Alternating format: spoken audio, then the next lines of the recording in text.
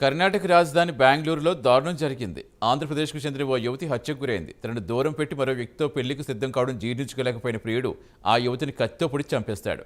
బెంగళూరు నగర శివారు ప్రాంతమైన జీవన్ భీమా నగర్ పోలీస్ స్టేషన్ పరిధిలో ఈ ఘటన జరిగింది.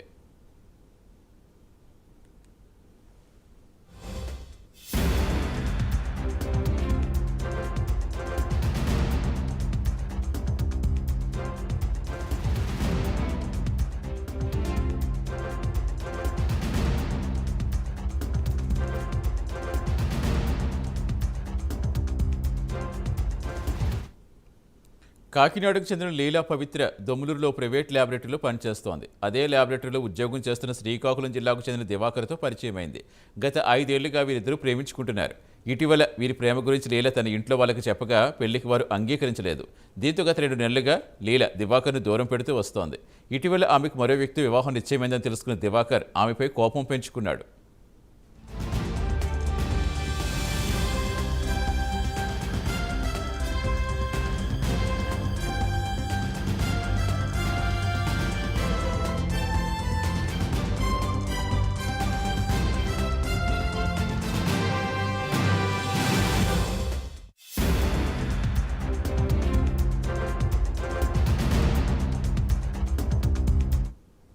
రాత్రి విధులు ముగించుకుని బయటకు వచ్చిన లీలపై ఆఫీస్ బయటే కత్తితో దివాకర్ దాడి చేశాడు.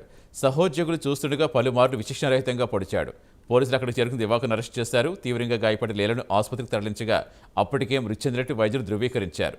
ఆమె ఒంటిపై 16 చోట్ల కత్తితో పొడిచిన గాయమన్నట్టుగా తెలిపారు. ఘటనపై పోలీసులు కేసు నమోదు చేసి దర్యాప్తు చేస్తున్నారు.